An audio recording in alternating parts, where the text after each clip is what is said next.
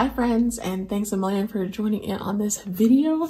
So today is the day I have been waiting for since I first got this planner and decided to try out the Erin Condren brand and just pretty much try out a new planner that was different than what I was usually grabbing from inside of a store, and just something that might be tailored more for students and just might help me get organized. So today I'm going to be moving into my new Erin Condren academic planner, and if you're interested just to see the total layout and how it looks, I actually posted another video which I will link here in a card so that you can go ahead and watch like that unboxing review. I even got like a few petite planners in that order too, so I can show you how all of that looks. But today I'm just going to be moving into the planner itself, like setting out my notes pages, different dashboard pages, adding to my schedule, things like that will generally help me during the life of the planner.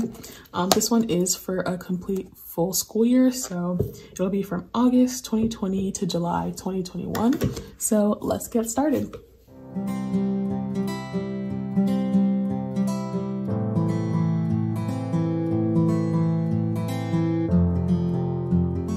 So for the first page, I actually was really excited to dive in, so I just went ahead and wrote in the year because like on the cover you could put your year, but I want to cover that could be used for different planners or notebooks. So I put the year like twice actually, but I just put my name with some happy planner stickers. So what I'm doing with this yearly overview that I've actually seen a few different people do, sometimes I use this to look up dates much more quickly than I could like Google it, but I decided that I would use this for a yearly overview for like different things, just listing out school breaks, like for spring break. Since I am going on clinical rotations throughout the entire school year, I thought it would be really awesome to just put those dates in here. And I think having a spread where I can see all of those dates where I can or can't plan something. I mean, not that I'm planning anything really right now because we're still in quarantine, but it'll just be really great to see how I plan out my time and personal things I just might get done at home. So I'm gonna actually use my pack of mild liner highlighters to go ahead and do that, and I'm gonna make a legend sheet so that I know what color pertains to what. So here I'm just making that mild liner legend. I decided I'm gonna paste it over those last few months, since by August I should have already had like my next planner for school, so it won't be a big deal if those last 3 months, 2021, are covered up. And I'm just making sure to put different colors for each of the categories, like when school starts and stops, when I have my clinical rotations or school breaks, different school holidays or just no school days, and exam days. Plot twist, I decided I wanted to put it at the top of the page. It just felt more natural there than at the bottom. So I'm using my tape runner to attach it. So now I'm just going ahead and adding those colors according to the legend. And I decided I'm actually not going to add test dates right now since those are subject to change, so whether or not I put them in my annual review is also subject to change. And any holidays I add in is pretty much just days we have off, like it's a research day. Alright, so now that's all done, I've gone ahead and highlighted all of the days according to the legend. That will kind of help with planning out for school, planning things out for work, whatever I might have to do. And so flipping to the next page, I kind of just still used sticky notes to pre-plan these. And here I'm just going ahead and filling in my class schedule for the fall quarter. Since I don't like register my classes separately, like we're all in a cohort, so everyone takes the same classes, that whole top section where it's supposed to be like your weekly schedule just doesn't really apply to me since my schedule can vary from week to week. Like I could have one class one time on 1 week and it'll change the next, so I'm just gonna leave that blank. But if you have any ideas how I could use that, let me know in the comments because I'm not sure what to do with it right now, but I don't really have an issue with leaving a blank or just filling it with any kind of other notes in there. I'm just filling in the credits also, and location is also pretty relevant for me for my classes since, well, for this year, everything's going to be online, and then also just because the location changes too. They're not always in the same room, so I just cover that up with an Erin Condren label from one of my sticker books. And I'm going ahead and filling in, well, I'm actually doing the same thing on my next schedule for the winter quarter, and I'm just going to fill in my schedule there too. And I'm waiting to fill in my professors for those classes since I'm not sure exactly who like the course directors will be. I just know a bunch of teachers might be teaching the one course, but I'll fill that in as time goes on. And I know it looks kind of ludicrous because I have so many courses where I'm filling up like that whole entire course sheet, but I feel like in undergrad that never would have happened. And I'm like even using like making my own extra line below it. It's just because I feel like, at least I'm not sure how grad school specifically, but at least for like health profession and like pharmacy school, you do take this many courses unless you're like on a block schedule. And it's not necessarily like I have to do something for every single class all the time, but for most of them I pretty much do.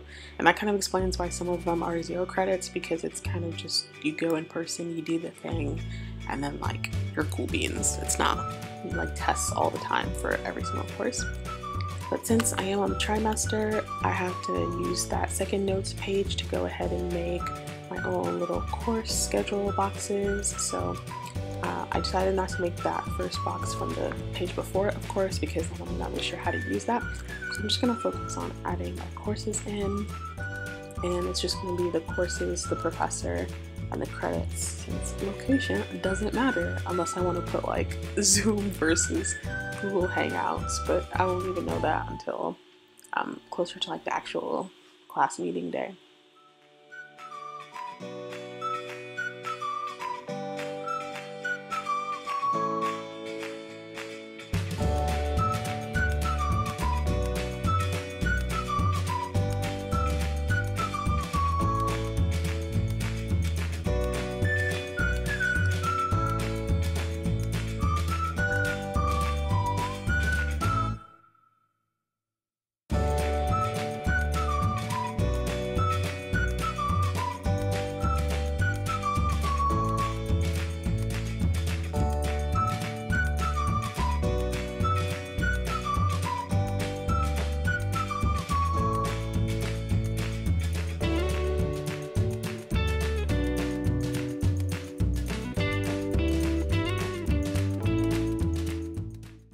So for that notes page right after those 2 schedule pages, I decided I want to make a page where I just list out like the different school orgs that I'm in.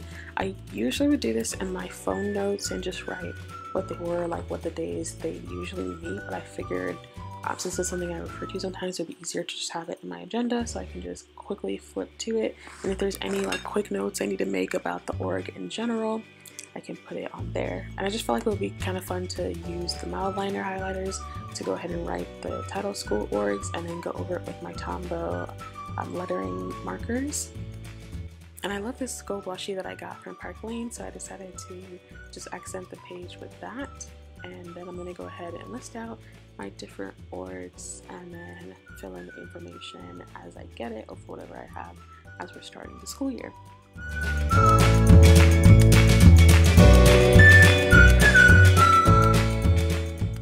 So moving on to like the, I guess what you call the dashboard page for August. I'm thinking about using this page for like all of, or at least like half the page, like split some way for video ideas I might want to do in August. And then like how I use my planner, I'll just pick out whichever one I feel like doing for that week. I've decided to just use this page for content ideas. So I'm looking at each week that's in August. So there's gonna be like 5 full weeks or weeks where I potentially post videos. Since I usually post every Monday, but sometimes I'll do a little bit extra. So I'm just making a box for each of those weeks with my mild liner highlighter and this Erin Condren stencil that I just got. I think it's from the back to school collection actually. So each box is just gonna be for the week, and then I'm gonna put whatever ideas that I'm considering posting for that week in the box, and then using my actual monthly content planner, I'll pick the video.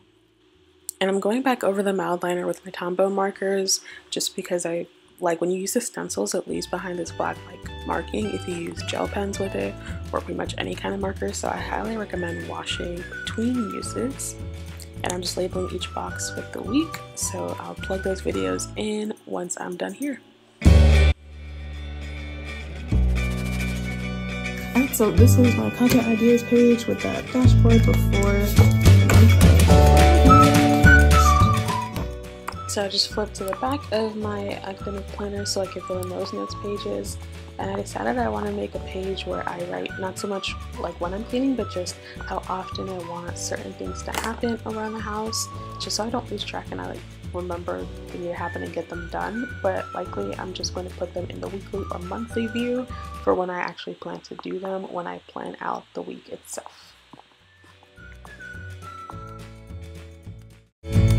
So I considered drawing out boxes for this, but I felt like adding in these cool post-its that are like kind of pastel colors I got from Petting Gear at Walmart would kind of just be a fun way to add a different kind of media to my pages, so it's not all like, you know, flat like with markers, and it's just something that's a little different.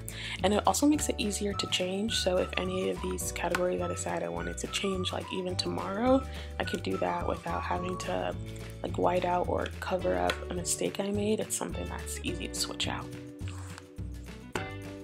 So since I decided to skip that reading tracker, I just went ahead straight to car maintenance, and I'm using the same thing I did before with like the mouth liner and my Tombow markers.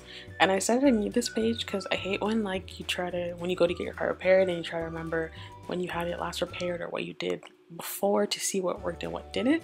So I'm just making this to track the different repairs I get, the miles on my car when I get them, how much they costed, and then the date of service.